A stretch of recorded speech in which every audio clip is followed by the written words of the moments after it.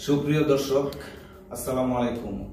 চাপা পড়া সত্যটি জাগ্রত করার লক্ষ্যে সুফিবাদ আত্মপরিচয়ের একমাত্র পথ চ্যানেলের পক্ষ থেকে আপনাদেরকে জানাই স্বাগত। প্রিয় দর্শক, আমাদের আজকের বিষয় সালাতের বিষয় নিয়ে আলাপ এবং আলোচনা। উক্ত বিষয় আলোচনার জন্য আমাদের স্টুডিওতে উপস্থিত হয়েছেন বিজ্ঞ কিছু আলোচক। আমার ডান পাশে যিনি আছেন জনাব কাজী জাবের আহমেদ, আসসালামু আলাইকুম। তারপর যিনি আছেন জনাব ইমামুজ্জামান, আসসালামু আলাইকুম। আমার বাম পাশে আছেন জনাব লুৎফুর রহমান বাদল, আসসালামু আলাইকুম। তারপর যিনি আছেন মোহাম্মদ নুরুজ্জামান। আসসালামু আলাইকুম। ধর্ম হিংসার নয় বরং ভালোবাসা, ধর্ম বিভেদ নয় বরং ঐক্যের মাধ্যম। সুতরাং ধর্মান্ধ ইসলাম নয় বরং ধর্ম নিরপেক্ষতা ইসলাম। ডাক্তার বাবা জাহাঙ্গীর বা ইমানুয়েল শরীশ্বরী। এখন আমাদের সামনে আলোচনায় আসবেন জনাব ইমামুজ্জামান। তার আলোচনার বিষয় সূরা আলার 14-15 নম্বর আয়াতে আসছে যে নিজেকে পবিত্র করিতে পারিয়াছে সে একমাত্র কামিয়াব ও সফল কাম হইয়াছে। সেই সূরাটির ব্যাখ্যাটি আমাদের কাছে সুস্পষ্ট আলোচনা করবেন। আসসালামু আলাইকুম।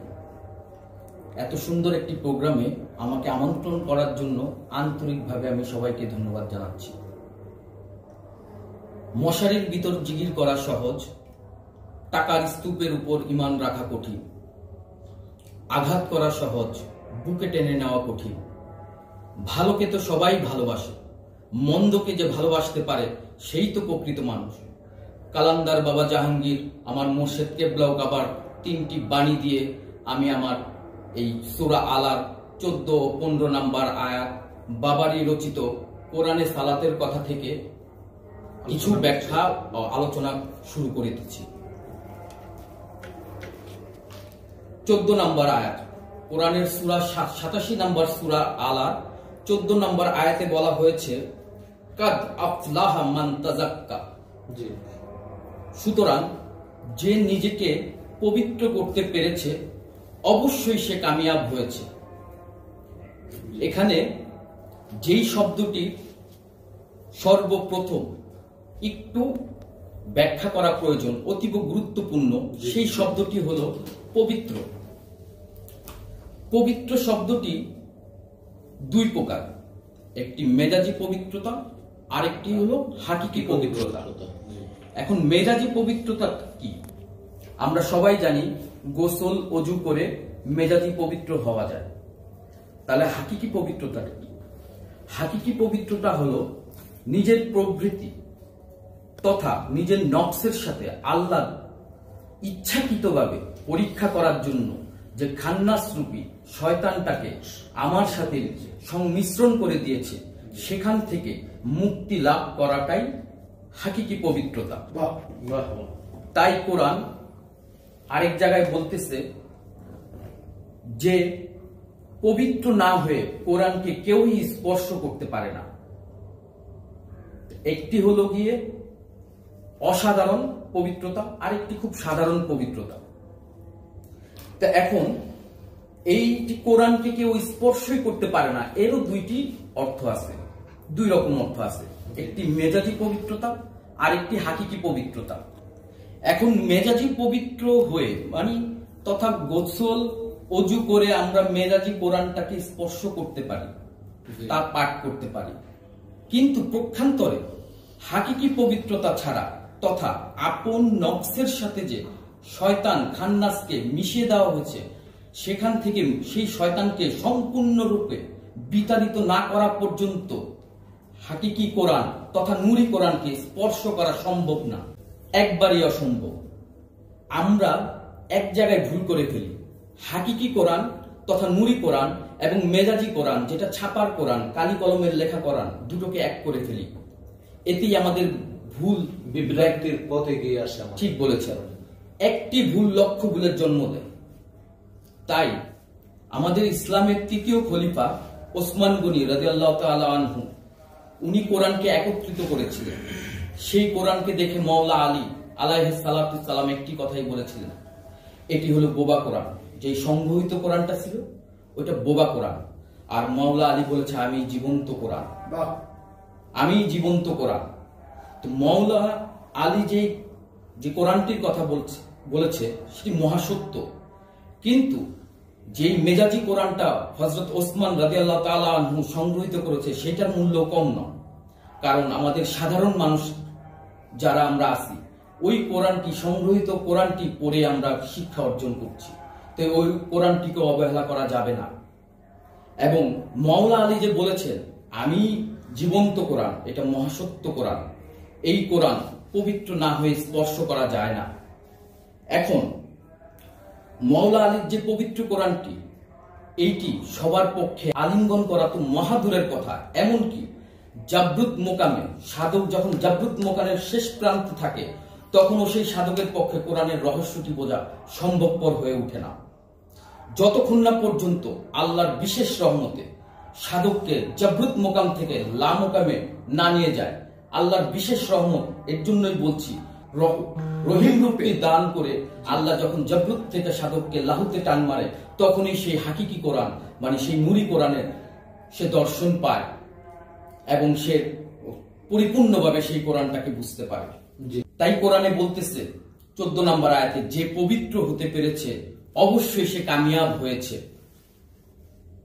এখন এই আয়াতটিতে কোনো মেজাজি পবিত্রতার কথা বলা হয়নি। এখানে কোরআন সর্বোচ্চ দর্শনটি দিয়েছে, হাকিকি পবিত্রতা তথা নিজের নফসের সাথে মিশ্রিত খান্নাসটাকে দূর করার পবিত্রতার কথাই কোরআনে এখানে বলা হয়েছে। আত্মশুদ্ধি বলা হয়, আত্মশুদ্ধি যেটাকে বলা হয়। এই মেজাজি অজুটা অতি সহজ সাধ্য ব্যাপার, অতি সহজ সাধ্য ব্যাপার। এই মেজাজি অজু করে চোর, বাটপার, সুদখোর, ঘুষখোর, ইভেন আপনার মীর জাফর, ইসলামের হিটলার হাজ্জাজ বিন ইউসুফ, ইভেন মুয়াবিয়ার ছেলে এজিদও এই মেজাজি অজু করে মেজাজি কোরআনকে স্পর্শ করছে এবং পাঠও করছে, অনেকে দেখেছে। কিন্তু কোরআন হোসেনের গলায় তীর চালিয়েছে। কিন্তু এখানে কোরআন বলতেছে সর্বোচ্চ দর্শনটি পবিত্র না হওয়া পর্যন্ত সে কোনোভাবেই কামিয়াব হবে না। এখানে হাকিকি পবিত্রতার কথাই বলা হয়েছে। নিজের নকশের সাথে যে খান্নাসটি লুকিয়ে রয়েছে সেখান থেকে তুমি মুক্তি লাভ করো, তাকে তুমি মুসলমান বানায় নাও, তাহলেই তুমি হাকিকি কোরআনের রহস্য বুঝতে পারবা। আর এই কোরআনের হাকিকি রহস্য, নুরি কোরআনের রহস্য যে বুঝতে চায়, তার জন্য আল্লাহ 15 নম্বর আয়াতে, সূরা আলার 15 নম্বর আয়াতে বলতেছে, কি বলতেছে? যে জিকির করে এবং সালাত কায়েম করে, জিকির করে তথা জিকিরটা কি? আল্লাহকে পাবার আশায় সাধক ধ্যান মগ্ন হয়ে যে রব রূপী আল্লাহকে হাসিল করার দিকে এবং যে সালাত কায়েম করে তথা যোগাযোগটি খোদার সাথে মানে আল্লাহর সাথে বা রবের সাথে যোগাযোগ করার চেষ্টায় যে রব থাকে, সাধক রবের সাথে সংযোগ প্রচেষ্টায় নিজেকে তিলে তিলে ধাপে ধাপে জীবন সংসারকে উপেক্ষা করে ধৈর্য সহকারে মুরাকাবা মুসাহেদায় মানে ধ্যান সাধনায় রত থাকে। এই ধ্যান সাধনায় এই যে ধৈর্য ধারণ করে সে বছরের পর বছর ধৈর্য ধারণ করে টিকে থাকতে হয়, সেই আল্লাহ একদিন সেই সাধককে রহমত দান করে তাকে এই খান্নাস থেকে মুক্তি দেয় এবং তাকে লামোকামে এবং সে সেফাতি একদিন জাতে পরিণত হয়ে যায়। ঠিক বলেছেন। যেমন এক গ্লাস পানির সাথে যেমন এক চামচ লবণ মিশিয়ে দিলে বা এক চামচ চিনি মিশিয়ে দিলে নাড়া দেওয়ার পরে তার অস্তিত্ব আর খুঁজে পাওয়া যায় না। ঠিক বলেছেন। সেই আল্লাহর বিশেষ রহমতে সে সালাতকে কায়েম করতে পারে এবং যোগাযোগটি সে চিরস্থায়ী করতে পারে। মানে চিরস্থায়ী মানে সব সময় আল্লাহর সাথে যোগাযোগের রত আছে, তখন আর ওই সালাতটি তার যোগাযোগটি আর ছিন্ন হয় না। কোনো লোভ, লালসা, অহংকার সেই সাধকের সাথে আল্লাহর যোগাযোগটিকে আর ছিন্ন করতে পারে না। তাহলে আমি ইচ্ছা করলেই সংযোগ করতে পারবো না, আল্লাহর বিশেষ রহমত থাকতে হবে। কারণ আল্লাহ সম্পূর্ণ নয়। আল্লাহ কোরআনে বলছে, আমি যাকে অর্থ ধন সম্পদ দান করলাম তাকে আমি কিছুই দান করলাম না, যাকে আমি জ্ঞান দান করলাম আমার সর্বোচ্চ কিছু তাকেই দান করলাম। ঠিক বলেছেন। এখানে আরেকটু ব্যাখ্যা দেওয়া প্রয়োজন। জিকির শব্দ, জিকির এই জিকির শব্দটি স্মরণ করো লেখা হয়, অনুবাদকরা স্মরণ করো। এই স্মরণ করার লিখি সমস্ত দায়িত্ব থেকে তারা মনে হয় যে মুক্তি পেতে চায়, স্মরণ করো। কিন্তু এই জিকির শব্দটি খুব রহস্যপূর্ণ শব্দ, এটি খুব রহস্যপূর্ণ একটি শব্দ, অথচ অনুবাদক ফাঁস করে লিখে ফেলে যে স্মরণ করো, একটি গুলমারা বিদ্যা লিখে ফেলে। যেই বিষয়টা বা যেই ঘটনাটা আমি কোনো কাল দেখিনি, কোনো সময় দেখিনি, সেই বিষয়টার উপরে যদি বলে স্মরণ করো, তাহলে কিভাবে স্মরণ করবো? এই যে একটি আজগবি আত্মবিরোধী কথা, মন গড়া মতো বলে যাচ্ছে, এটা মূল বিষয়টা রহস্যজনক। ঠিক বলছেন। যেমন একটি উদাহরণ দেওয়া যায় যে স্মরণ করার উপর, যেমন আদম আলাইহিস সালামের তওবা 10ই মুহররমের দিন কবুল করেছে। পৃথিবীতে বাস করা মা হাওয়া ব্যতীত এই ঘটনাটি আর কেউই দেখে নাই।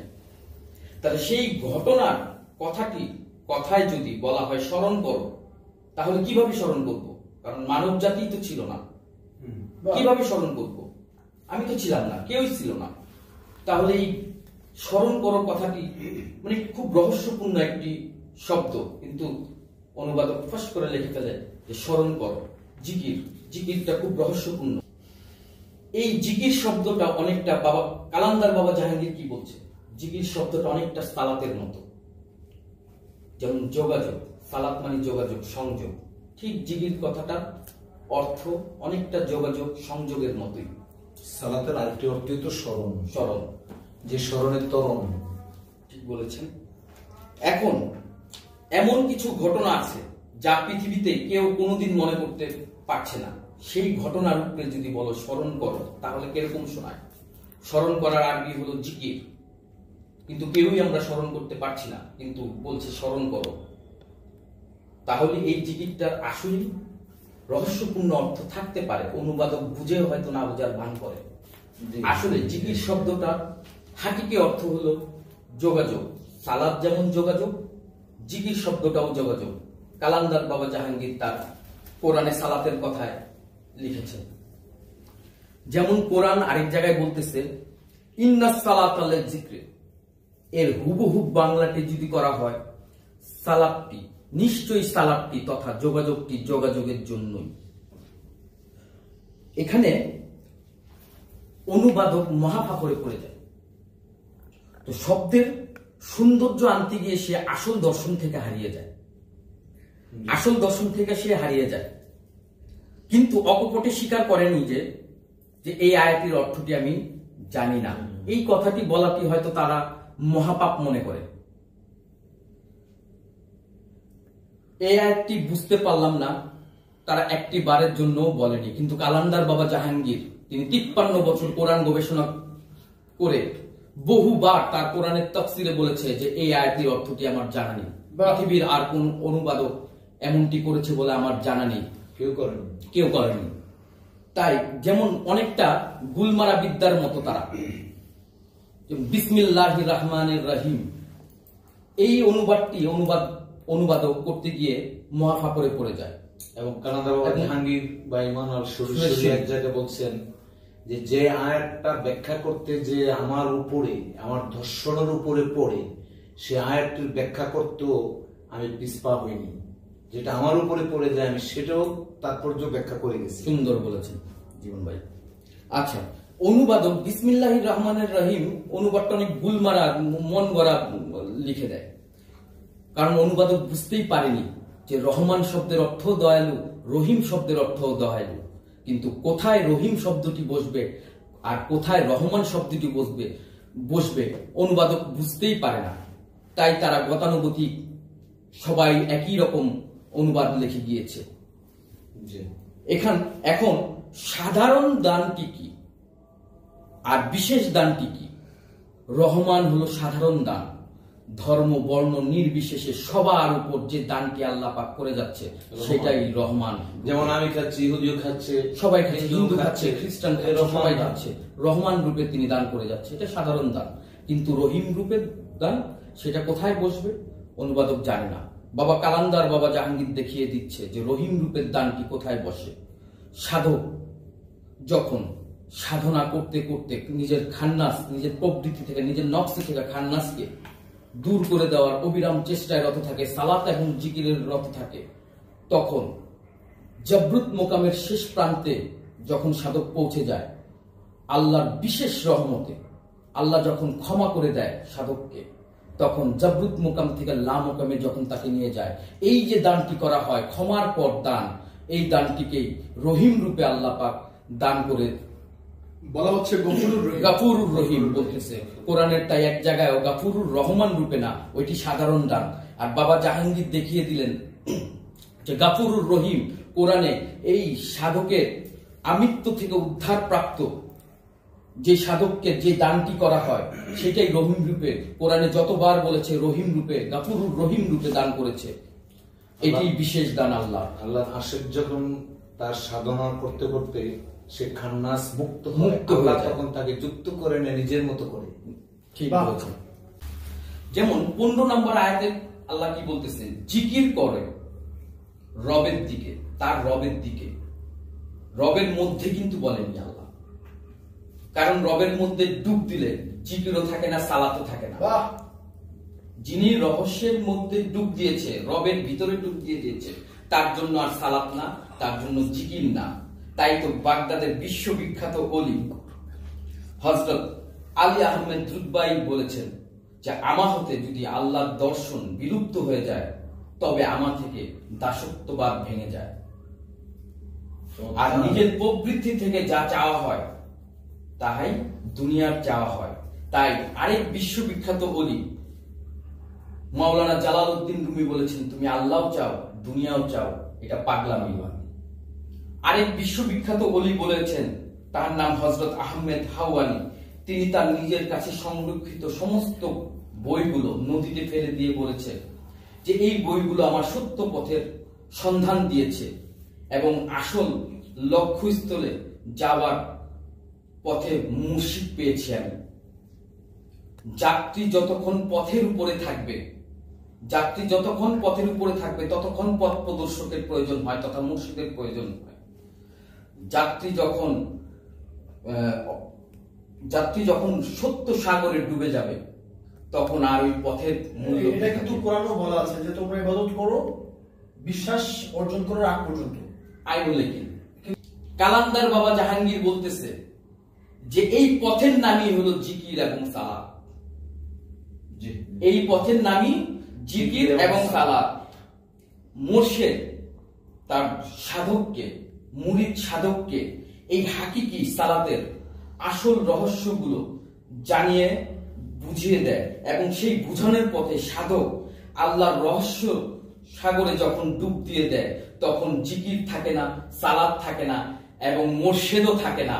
তাই কালান্দার বাবা জাহাঙ্গীর বলছেন, তুমি যখন লাহুত মোকামে পৌঁছে যাবে, দেখবা ডান দিক দিয়ে তোমার পীর চলে গিয়েছে, বাম দিক দিয়ে শয়তান চলে গিয়েছে।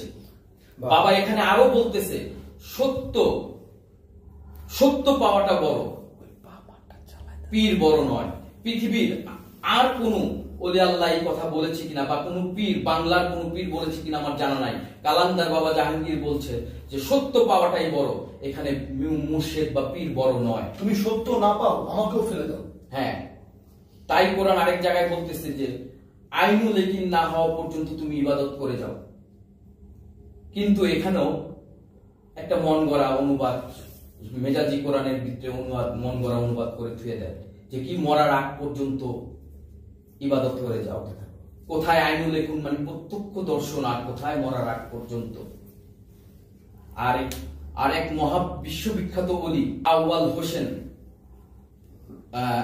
হোসেন খেরকানি, তিনি বলেছেন সত্য পথের পথিকদের জন্য একটি সুন্দর উপদেশ দিয়ে গিয়েছেন। সেই উপদেশটি কি?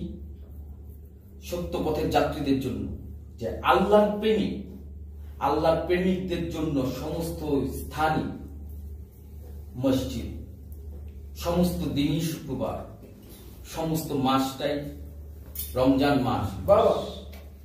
উনি যেখানেই থাকেন আল্লাহ তার সঙ্গে থাকেন, কারণ তিনি নিজের ভিতর থেকে, নিজের নফস থেকে খান্নাসকে মুক্ত করে বছরের পর বছর ধ্যান সাধনা, মুরাকাবা, মুসাহিদা করে নিজের প্রবৃত্তি থেকে খান্নাস রূপী শয়তানকে বিতাড়িত করার পরই তিনি আল্লাহর রহস্য লোকে ডুব দিয়ে দিয়েছিলেন। সাধক যখন লাহুত মোকামে পৌঁছে যায় তখন সাধকের মুখে আর কোনো কথা থাকে না, সে নির্বাক হয়ে যায়। তাই কালান্দার বাবা জাহাঙ্গীর বলতেছে, খোদার ভিতরে কথা নাই, কথার ভিতরে খোদা নাই। এই বলে আমি আমার বক্তব্য শেষ করছি। ধন্যবাদ জনাব ইমামুজ্জামান ভাইজানকে, অনেক সুন্দর উপস্থাপন করেছেন সূরা আলাদ 14 এবং 15 নম্বর আয়াত থেকে। এখন আমরা যাচ্ছি নামাজ বেহেশতের চাবি এই বিষয়ে কোরআন কি বলছে আলোচনা করার জন্য আহ্বান করছি জনাব মোহাম্মদ নুরুজ্জামান। আসসালামু আলাইকুম ওয়া রাহমাতুল্লাহি ওয়া বারাকাতুহু।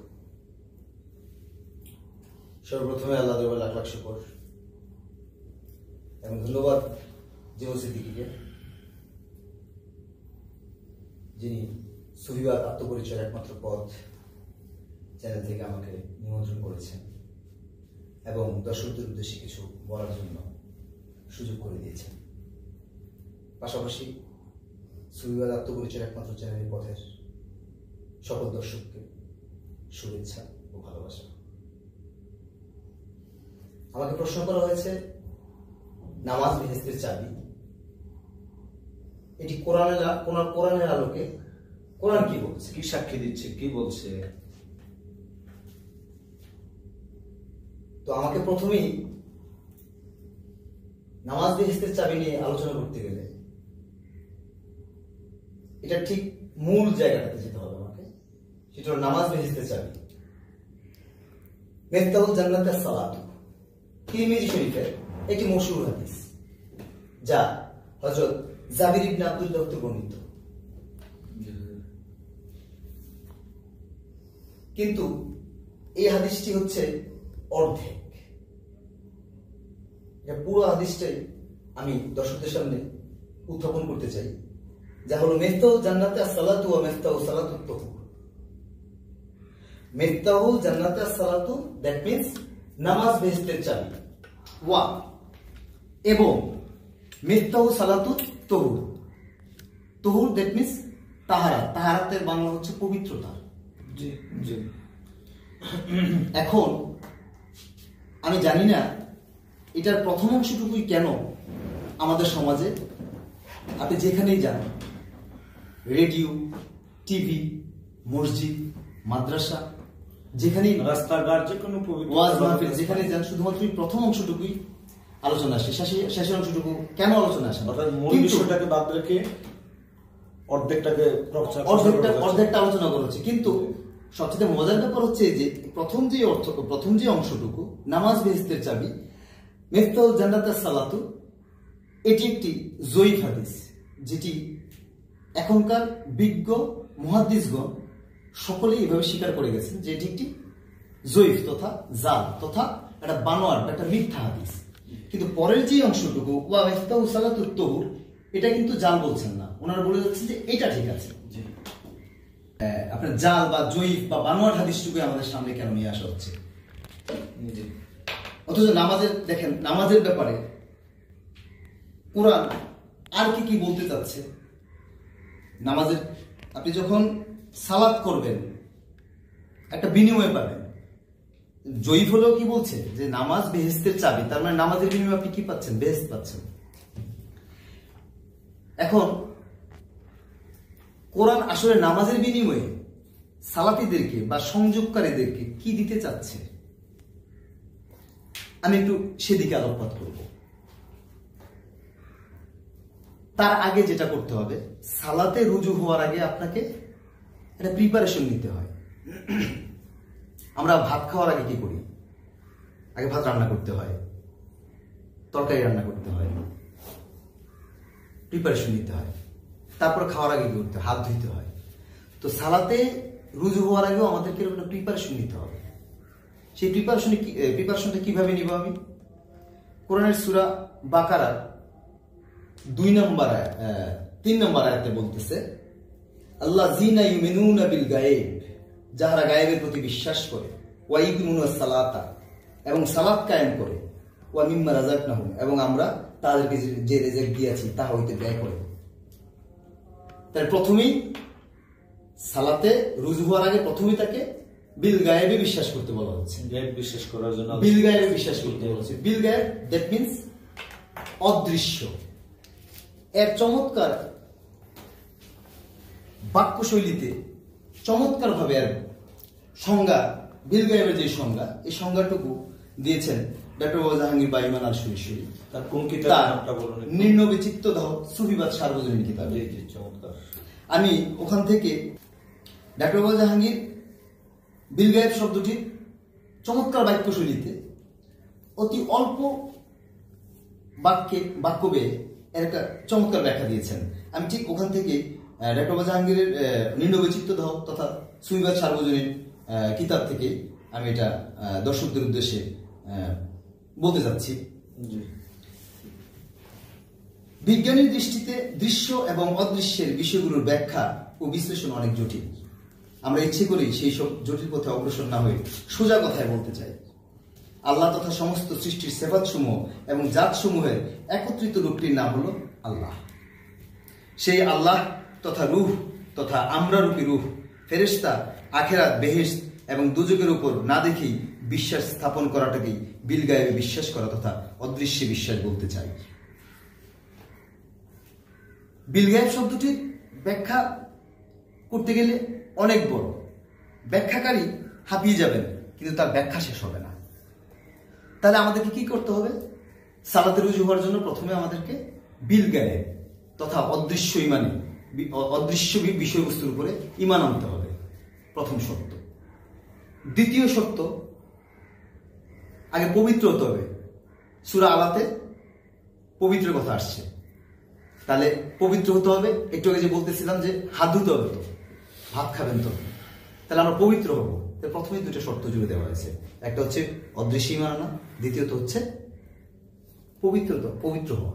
তো যখন আপনি পবিত্র হলেন, অদৃশ্য ইমান আনলেন, তারপরে এবার সালাতকারীকে বা নামাজিকে বা সংযোগ স্থাপনকারীকে আল্লাহ পাক রব্বুল আলামিন কি দিচ্ছেন সেটা আমি সংক্ষেপে কোরআন থেকে দর্শকদের উদ্দেশ্যে পেশ করতে চাই। সালাতীদেরকে বা নামাজিদেরকে বা সংযোগকারীদেরকে যে বিনিময়টুকু আল্লাহ পাক রব্বুল আলামিন দিতে চেয়েছেন, আসলে কি বেহেশত, হুর, গেলমান, কিছু একটা বিনিময় তো আল্লাহ পাক রব্বুল আলামিন করতে চেয়েছেন। সেটা কি করতে চেয়েছেন আমি সংক্ষেপে বলছি।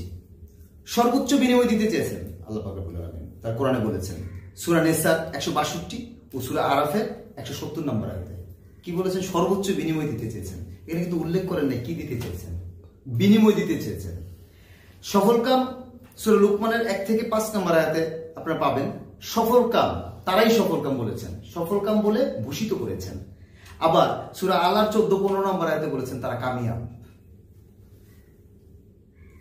এটাও একটা ভূষণ, ডেজিগনেশন। রহমত প্রাপ্তির কথা বলেছেন সূরা আন-নূরে 56 নম্বর আয়াতে।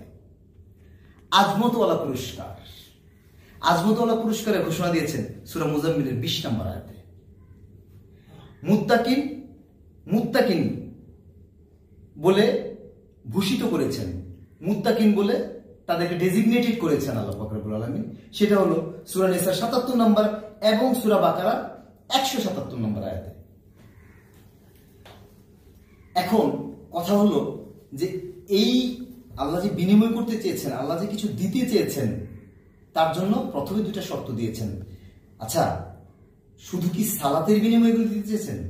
না, আপনারা আয়াতগুলিতে আমি যদিও সংক্ষেপে বলেছি, প্রত্যেকটার সাথে অনেকগুলি শর্ত জুড়ে দিয়েছেন। শুধুমাত্র সালাতের বিনিময়ে কোরআনের কোথাও কোনো কিছু দেওয়ার ঘোষণা আল্লাহ পাক রব্বুল আলামিন দেন নাই। এটা আমাদের গবেষণায় আসে নাই, আমরা পাইনি।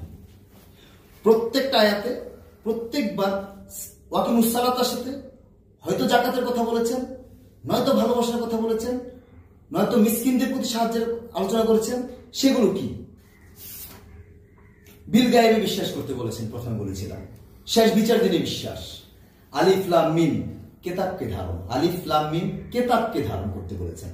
ফেরেশতাদের প্রতি বিশ্বাস, প্রেরিত নবী রাসূলে বিশ্বাস, সকল নবী রাসূলকে, প্রেরিত সকল কেতাবে বিশ্বাস, আত্মীয়কে ভালোবাসা, এতিমকে ভালোবাসা, মুসাফিরদেরকে সাহায্য করা, সাহায্য প্রার্থীকে অবশ্যই সাহায্য করা এবং বিপদে সবর করা।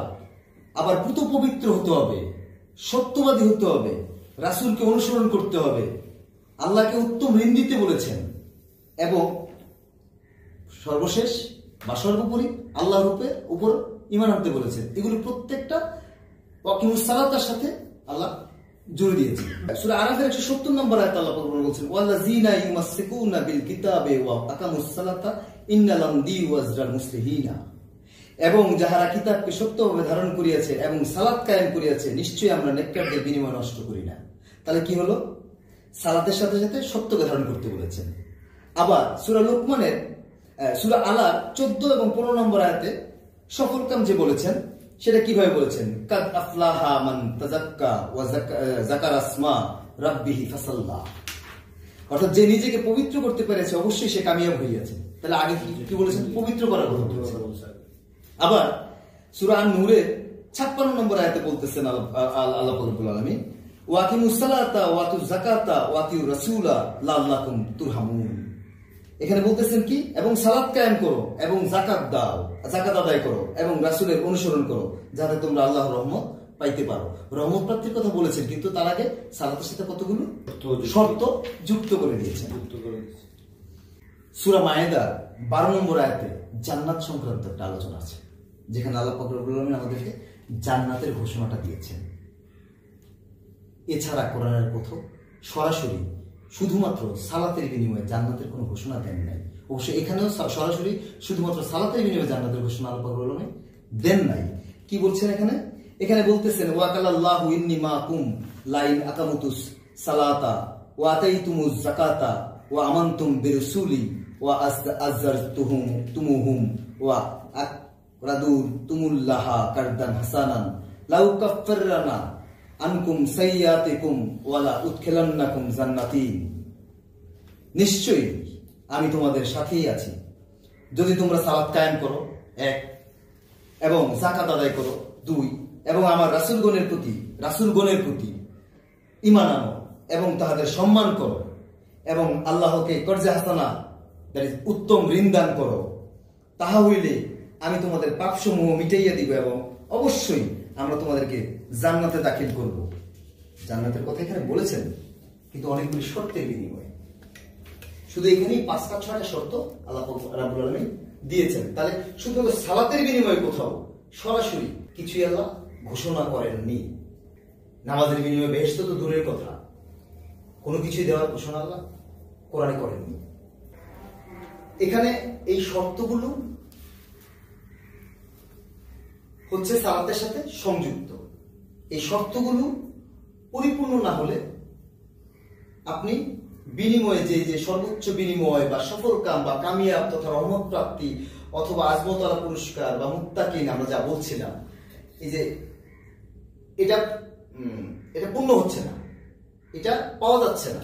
সালাতের সাথে সাথে এগুলো করতে হবে, করলে এইগুলো আল্লাহ দেওয়ার ঘোষণা দিয়েছেন। তো এই মুত্তাকিন এটা আরেকটা বড় বিষয়, বা আজমতওয়ালা পুরস্কারটা আসলে কি, বা যাকাতটা কি, এটা আমাদের বিজ্ঞ আলোচক হয়তো পরবর্তীতে আমরা আসবো আলোচনা নিয়ে। এখন আপনি যদি তরকারি রান্না করেন লবণ ছাড়া, তাহলে তো এটা ভালো লাগবে না। তাহলে শুধু সালাদ করবেন আর বাকি শর্তগুলো পালন করবেন না, তাহলে তো আল্লাহ তাতে নারাজ খুশি হবেন না। উনি তো এগুলো তো আপনাকে শর্ত জুড়ে দেওয়া হয়েছে।